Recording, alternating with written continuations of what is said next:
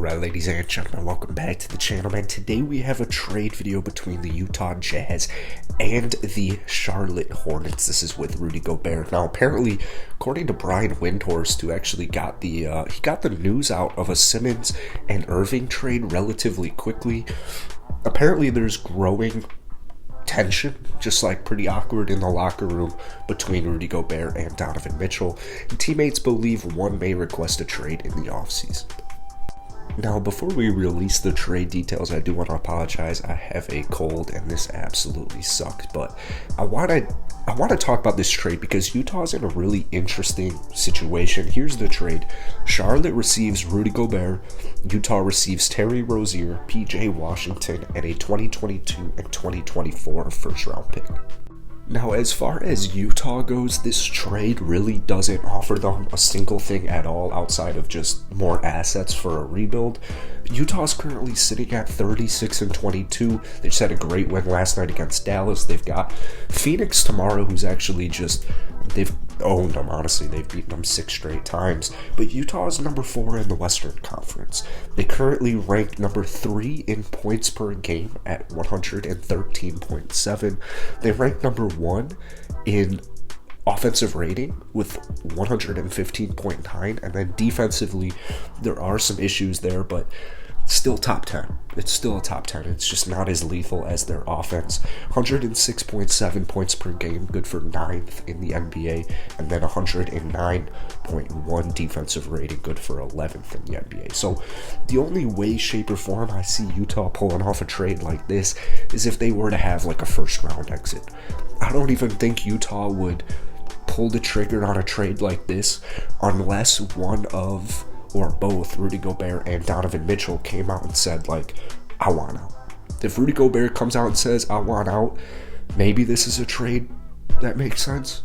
Once again, though, I just think Utah would have to want to just fully rebuild if they were to do this. I mean, Terry Rozier, he's a really good point guard. He's a solid point guard, but they still have Mike Conley, 2022 first round pick, 2024 first round pick. I mean, coming from Charlotte, Charlotte's 9th right now in the East. Personally, I do think they'll make the play-in tournament. I just think that they'll be either like 9th or 10th, and, you know, honestly, unfortunately, I don't really see them actually making like a 7-game series. I think they're a play-in tournament team that's just going to lose right away.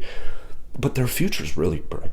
I mean, Mikal Bridges obviously having a phenomenal year this year. There's a lot of young talent there. I mean, LaMelo Ball. Go out, you trade. Had a pretty active trade deadline to get a guy like Trez, but they need to get bigger. I mean, Charlotte, if they want to have legitimately any chance of winning anything all that big, you got to go out, you got to get a dominant center.